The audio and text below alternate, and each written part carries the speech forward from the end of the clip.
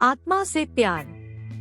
मैं Hindustan Unilever company में operator का काम करता हूँ। मेरा घर कंपनी से 10 किलोमीटर दूर है।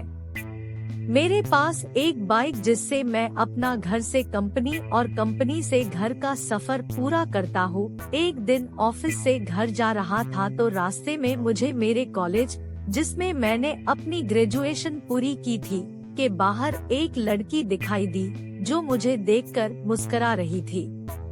मैंने उसे टालते हुए मैं घर की ओर निकल पड़ा। दूसरे दिन फिर वो ही लड़की मुझे उसी जगह पर दिखाई दी। वो भी मुस्कुरा रही थी और मैं भी मुस्कुराता हुआ निकल पड़ा। मुझे उसकी प्यारी से मुस्कान से प्यार हो गया था, लेकिन कभी रुकने की कोशिश नहीं की।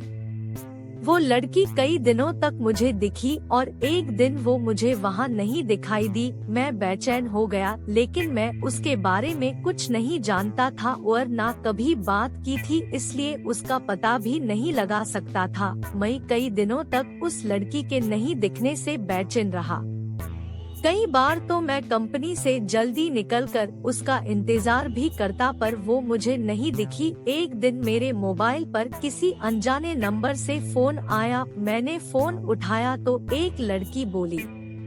उसने मेरा नाम पूछा और वो मुझसे बात करने लगी और बताया कि मैं वही लड़की हूँ जिसे तुम रोज बाइक से गुजरते हुए देखा करते थे।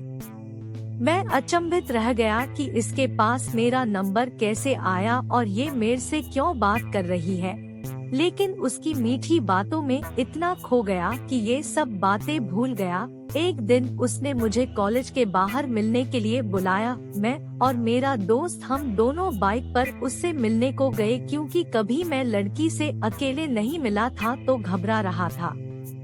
मैं और मेरा दोस्त जैसे ही कॉलेज के बाहर पहुँचे तो वहाँ वो लड़की कहीं पर भी दिखाई नहीं दी। मैंने काफी फोन लगाया, लेकिन फोन स्विच ऑफ था। मैं घर लौट गया और घर में घुसते ही उसका फोन आया तो मैंने गुस्से से कहा कि हम वहाँ पर आपका इंतजार कर रहे थे, आप क्यों नहीं आई? तो उसने कहा कि तुम अपने दोस्त को क्यों साथ लेकर आए थे, मुझसे अकेले मिलने आना। मैंने कहा ठीक है। अगले दिन सुबह सुबह मैंने उसके फोन लगाया, लेकिन उसकी मम्मी ने फोन उठा लिया। मैं एक बार तो डर गया, लेकिन कॉलेज के प्रोजेक्ट का बहाना कर उससे बात करने को उसकी मम्मी से कहा। उसकी मम्मी ने कहा, पागल हो गए हो क्या? प्रिया को मरे तो 3 महीने हो चुके हैं। मैं हक्का बक्का रह गया और मेरे हाथ से मोबाइल छूट गया और मैं बुरी तरह कांपने लगा। मैंने सोचा कि जिस लड़की को देख रहा था और जिससे मैं बात कर रहा था वो एक आत्मा थी। मुझे फिर भी